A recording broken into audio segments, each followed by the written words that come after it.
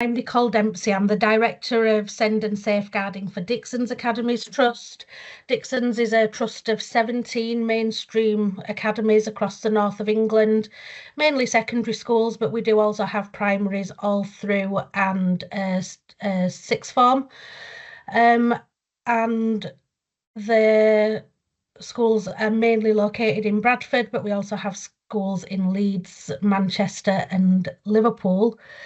And I started at one of the schools in Bradford as a Senko about 11 years ago, and at some point during lockdown took on a trust role for Send and Safeguarding across all of our regions. And I also have a secondment with Nason Hall School Send, where I'm a Deputy Regional Send Lead for that same region, really, across Lancashire and West Yorkshire, supporting schools, MATs and local authorities to embed inclusivity into the mainstream offer, the universal offer. And I'm not going to talk about Whole School Send in this session, that's not what this session's about, but I will always give them a little plug. If you're not signed up to their website, then please do go to wholeschoolsend.com and sign up, because there is a wealth of resources and opportunities there as well. And before I get into the actual content, I just want to give a little bit of a disclaimer. I am actually off work sick at the moment with COVID, still testing positive yesterday and still not feeling great. So if you hear a bit of coughing and spluttering, I apologise. And if you hear a bit of sniffling and see me with a tissue, please know it's not me getting emotional about adaptive teaching. It is just, unfortunately, COVID's still doing the rounds, it seems. I did want to take this opportunity to share where we're at my own trust with our adaptive teaching journey. And I'm phrasing that as I did very carefully, because this is a fairly new innovation or a new concept, or it's maybe something that's been around for a while, but really as a term only become common across education more recently. So the same as everyone, we're at an early stage in our journey to developing our shared understanding, how that impacts on practice, what resource and training is needed. But it is something that is a real priority for us at the moment. One of two priorities. I will briefly mention the other one as well. And an opportunity to share where we're at, and also to discuss with some colleagues from across the sector, answer some questions and think about things in a new light were too good an opportunity to not take up. But I wanted to start with this really. It's just to preempt anything else that we say in this session, and for two reasons. First of all, as hopefully will be clear as I go along, one of the most important things for me when thinking about adaptive teaching and developing our strategy at Dixons is to maintain the broad scope that it has and the opportunities that brings in for, I suppose, initially collaboration, but eventually for send and inclusivity to be truly embedded in everything that we do, as opposed to being a separate segregated section of what we do, a different conversation that we have to the day-to-day conversations we have about the running of our schools and where we're going with them. And this is taken from NASED in 2023, but I think it captures that really well, that adaptive teaching doesn't really have a single point of origin. It's not something that someone has created or come up with, but it is more the natural evolution of lots and lots of different factors, advances in technology, research and educational theory, encompassing lots of aspects of teaching and learning, as well as inclusion and send practice. And it is something that we have been working on, whether we call it adaptive teaching or not. It is something that we have been working on for literally decades. And what we have now is the culmination of lots and lots of thinking, lots and lots of innovation, development and hard work coming together into something much more tangible. And I think that is a real opportunity. I think the other thing for me that this quote really encompasses is that it can feel a little bit like we're at a dark time in education. particularly for the education of students with SEND, and that things are pretty bleak. But although there are lots of really legitimate mistakes have been made, or things have not been done well enough, or not been funded right, and not to diminish any of that, because that is absolutely the case. Unfortunately, we are dealing with that as well. But it always, for me, comes back to that we're in this situation because we are getting better at recognizing the diversity and the challenges that our students face, and we are less accepting of a less good offer for those children. So even though, there are problems that are out of our control as practitioners in school that do need to be rectified, to a large extent, this is a problem that is of our own creation because of our increasing understanding of diversity and our increasing unwillingness to accept less as enough for some of our children. And I think there's lots of ways that we can capture that within our schools, but adaptive teaching is one of those ways, that willingness to take on a new concept and evolve our schools for the benefit of children who we want to have an equal experience of education to that of the peers, when that hasn't necessarily been the case historically. So as a starting point, this is where I'm at with adaptive teaching, and this is where we're at as a trust. It is really, really difficult to narrow down to a single sentence or single concept, and you'll see our kind of broader thinking about it as we go along. But this is the best I've come up with. That adaptive teaching is tailoring instruction to the unique needs of learning of the learners, requires rich information, accurate resourcing and planning, confident, dynamic, autonomous teachers, classroom paramountcy, and then meaningful, really intentional review. And this term, classroom paramountcy, is something that we've been increasingly using within our trust anyway, but again, it links in with adaptive teaching almost inexorably. It's part and parcel of the same concept, that everything that we do in our schools, whether it's the lunchtime routine or what kind of bell noise we use to signal between lessons, to strategic senior meetings, right through to what we serve for lunch, everything is in service of getting children into the classroom and maximising on the learning opportunities and the, not just academically, but of that sense of belonging and being part of something that only really the classroom can offer.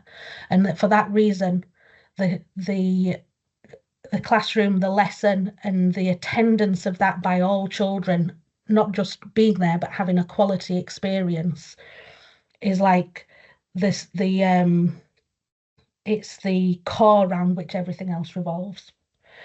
And because adaptive teaching is about instruction and the classroom experience, it's not so much a development of the journey of inclusion in schools, integration, inclusion as we know it, but it's more a development of highly tailored teaching, responsive teaching, quality first, high quality, not particularly about a specific group, although it is in service of specific groups, but about the whole experience and how we can make that experience right for every child that's accessing it. And it would probably be fair to say that currently the strongest narrative or the best source of information is the early career framework. And the section on adaptive teaching in the early career framework is really clear, really structured, so it makes it really usable. It also means that our new teachers that are coming into the profession, this is just part of their training. And I think anyone that's worked in SEND and inclusive education for a while will have been banging that drum of we need to get more inclusivity inherent within our teacher training packages. This is a really good example of that. And within that early career framework, the broad scope of what adaptive teaching is really clear. I think it mentions SEND specifically, or SEN or SENCOs 3 times, but always in relation to just vulnerable groups in general. It also mentions the DSL, and it is much more focused on teaching and learning, to an extent assessment and classroom management, but of course in the early career framework they've got their own sections, so maybe not so much. And the importance of knowing your children and utilising that information to give every child the best teaching and learning experience that you can give them. I think the early career framework does convey that really, really well, but it has its limitations, and it is also not the source. There is no real source for adaptive teaching. It is just a culmination of lots of different things. And for our own trust, the way we're approaching this with our staff is that it is not really something new. It's not something additional that they have to do, but a way of bringing together existing practice, particularly existing best practice, most inclusive practice, under one umbrella, so that we can see everything that we're already doing, and optimize it for inclusion or optimize it for inclusivity effectively, a way of understanding how everything has to fit together in order to maximize on the experience of every child in the classroom. I haven't explained that very well, but I will explain more as I go along.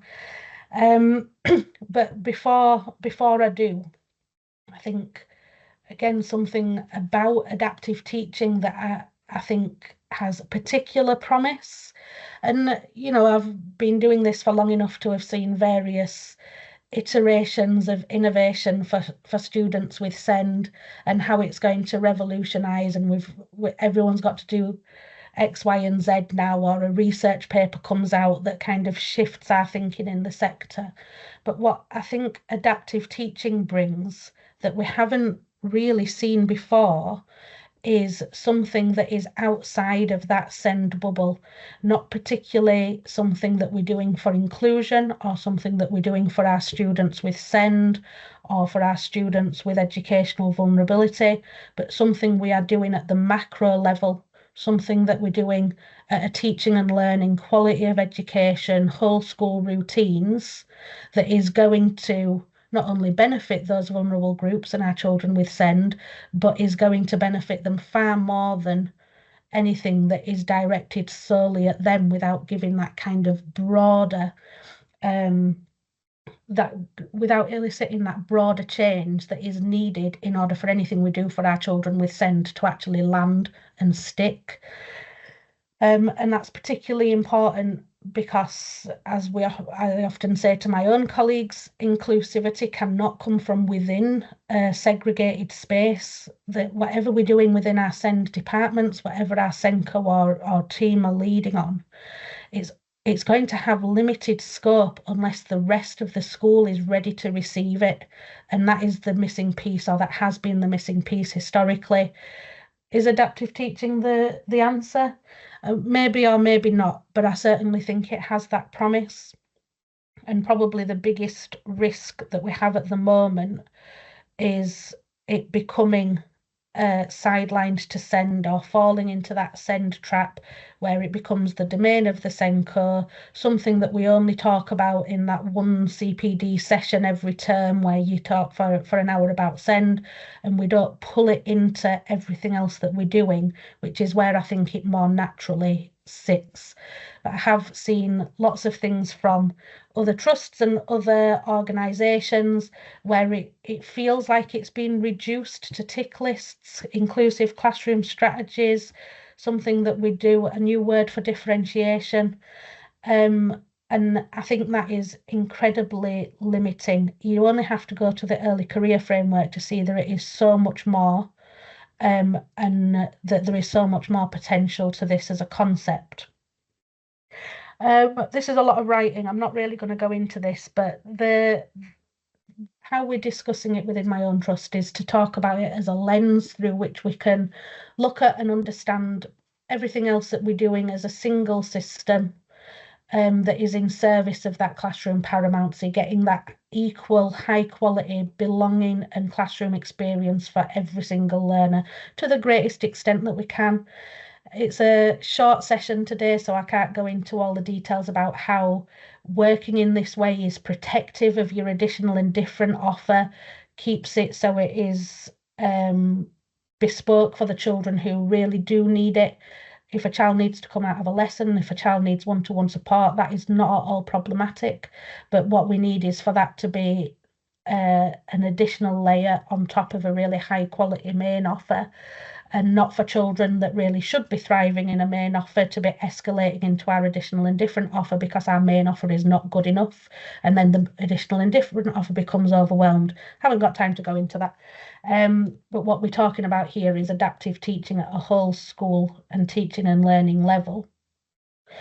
And using it as a way of stepping back, looking at how everything fits together, looking at how everything works for not just the children that can access it easily, I suppose, but for all those vulnerable groups, including our students with SEND, and using that as a way of identifying gaps and opportunities that we can then work on in the name of adaptive teaching to move our practice forward. And this is it presented as a list, but we have found it much easier to conceptualize as a cycle. And that cycle mirrors really, really nicely mirrors the SEND assess plan do review process, which is not an accident because the assess plan do review process obviously is statutory for our children with SEND, but you could also see it as just a description of what schools do. We get our children, we assess them, we use that assessment to plan what we're going to do. We do it for a bit and then we do some tests and assessments and see how it's gone, using those assessments as part of the using that summative assessment as the assessment for the next iteration of the cycle. That is just a description of a school.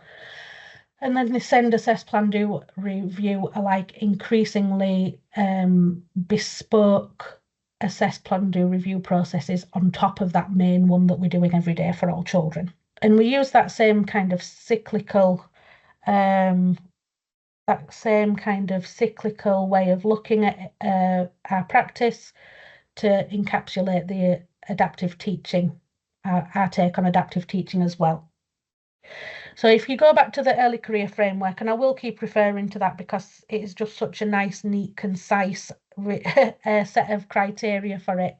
It talks about all these different elements to do with knowing your children, getting the right information, having the right strategies in your lesson, effective planning, effective assessment, formative assessment, and inclusive direct instruction, and getting your ratio in your classroom right, and all of these things.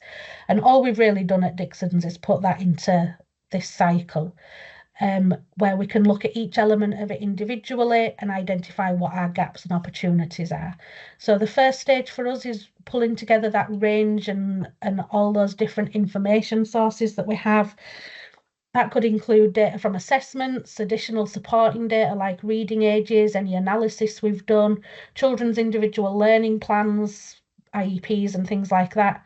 Pedagogy and CPD. Spotlighting is a kind of CPD we do at Dixon schools where we highlight particular children or need types. Relationships, just what we know about the children from having taught them last year, is also a part of this.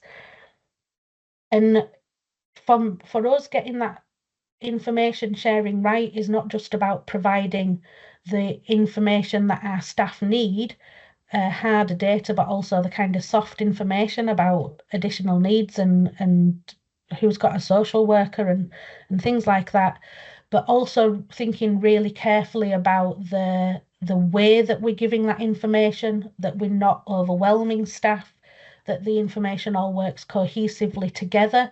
So a classic example that affects our SEND children is a behaviour lead telling staff that they have to follow a behaviour policy to the letter, and then a SENCO coming along and saying that actually some children have exceptions and reasonable adjustments, when it would be much better for the behaviour lead and SENCO to co-deliver that training so that it is one single message that makes sense and they don't receive like clashing information from different sessions.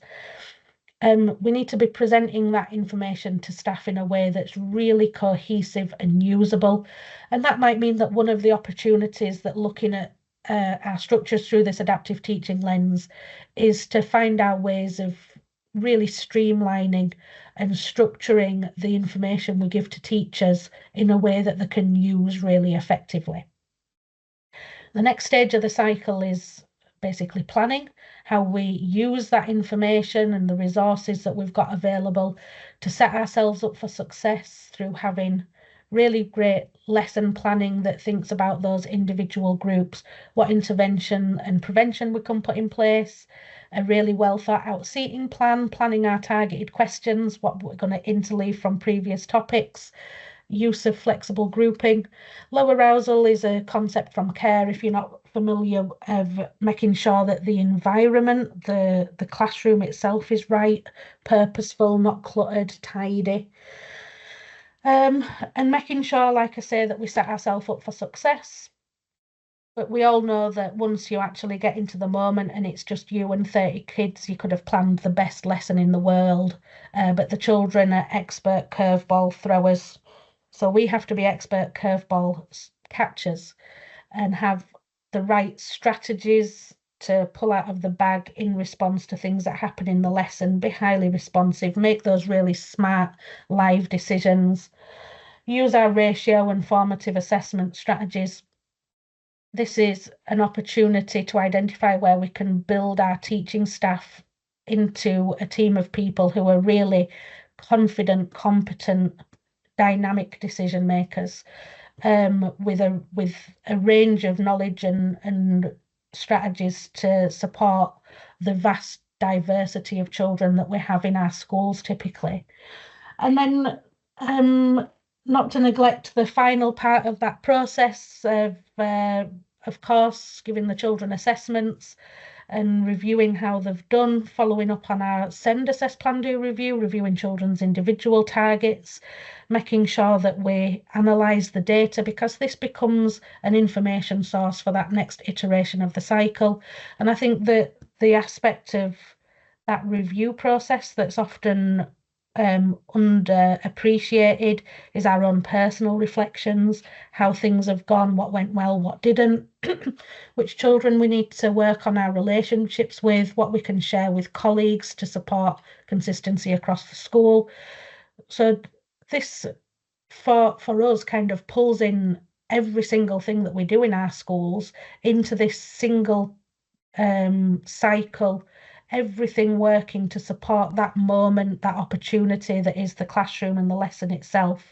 How are we supporting our staff to be the best practitioners? How are we working together as one cohesive unit to make sure every child can experience that? And I said at the beginning, this is one of two big focuses we've got at Dixons at the minute, one being adaptive teaching, the other being multidisciplinary working, which is more to do with the pastoral side of things, how behaviour SEND, safeguarding and pastoral and attendance all works together. And I'm not going to go into, again, any detail about this, but we see adaptive teaching and the multidisciplinary teamwork as two intertwining branches of the same tree. The adaptive teaching cycle, that teaching and learning process, is reliant on the expertise, information, resource and support of the multidisciplinary team.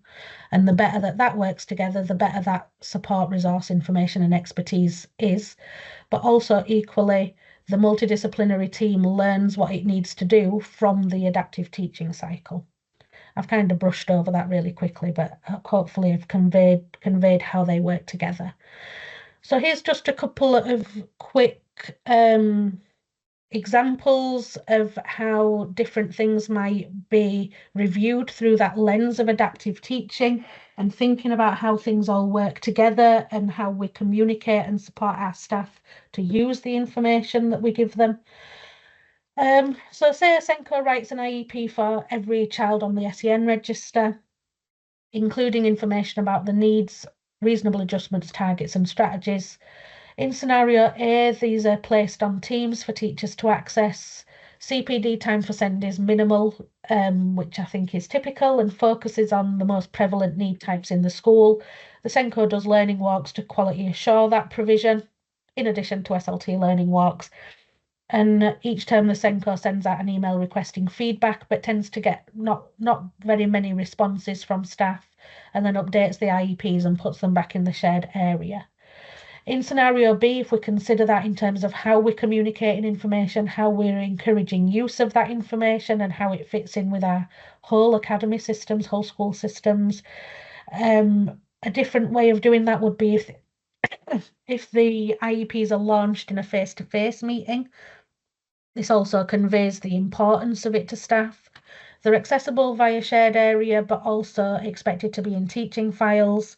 CPD time for send is delivered discreetly, focusing on prevalent need, but also collaboratively with teaching and learning and with culture behaviour. SLT learning walks include checking that those IEPs are present, annotated and actioned in the lessons, and that each term there is an all-staff meeting to discuss the feedback on those IEPs before they're updated, ready to be relaunched for next term, so that you're getting that non-optional engagement from all staff. Another example would be if a teacher's planning a lesson and they note that there are 3 students with SEND, 1 new to English, and creates a differentiated version of the main task with fewer questions and more visual prompts, and then looks at the learning plans and sees that all 4 of them have pre-teach vocabulary, but there won't be time before next lesson, so they create a vocab sheet for those students to stick in the books. I'm not saying that the scenario is in either of these examples bad practice, the very typical practice, but looking at this through that adaptive teaching lens, how it relates to everything else, what are the opportunities, how can we utilise planning and preparation better, and think more collaboratively between different areas of vulnerability. A teacher might see in the notes that the 2 students, one of whom were identified as SEND, had struggled with key concepts and creates a writing frame to support them. They then look at the learning plans for those students and the one that's new to English and see that pre-teach vocabulary is there. So the plan that has a key vocabulary starter activity for the whole class. The topic vocabulary sheet has already been provided to all learners, so they can incorporate use of this along with the targeted questioning and use of no opt-out and some cluing and prompting for students that need it is a much more research and evidence-based way of tackling that same issue. So I am coming close to finishing now, but I just wanted to talk a little bit more about how we've come to this point within our own trust. And some of you may be familiar that not all, but a lot of Dixons schools, we've had Mountain Rescue, which is our holistic multidisciplinary pastoral department, and this concept of double staffing, which really is flexible grouping, for a long time. And that one of the things that has been really exciting about adaptive teaching is that it has kind of come in line with a lot of work that we were doing anyway. And those key features of the Mountain Rescue approach, that you might call it, is that SEND practice is embedded within other departments. There is no separate SEND department. It's needs responsive, so we're not really too bothered about the SEND label, just any kind of need will be responded to. Collaborative leadership of SEND safeguarding and behaviour, multidisciplinary approaches, prioritisation of Mountain Rescue, that holistic understanding of our children in CPD, spotlighting of individual children, use of flexible grouping. We don't, in our Mountain Rescue schools, we don't have teaching assistants, but we do have additional specialist adults. Lots of use of formative assessment and breakout, and what we've always called zero segregation, but it's actually low, very carefully thought out segregation. Children can come out of lessons and get that individual support if that is the right thing for them.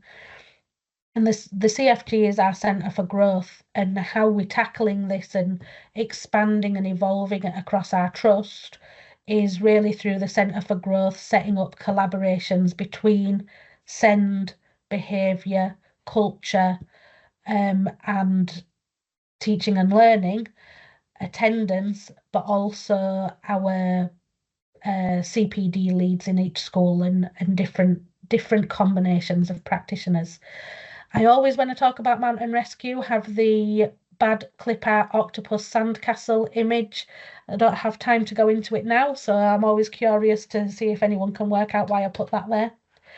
And this is where I'm going to conclude that as a trust, we are at an early stage on this journey, just like I think everyone is with adaptive teaching.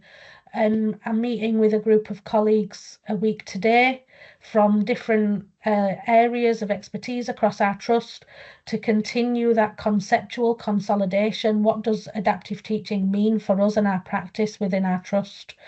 To move to that, the principles of that to underpin all of our policy and guidance and our teacher training, including right up to the NPQs and more advanced courses, developing the toolkit to go alongside that, and a way to self-audit, how to look at our practice through that lens, provide some kind of structure for that.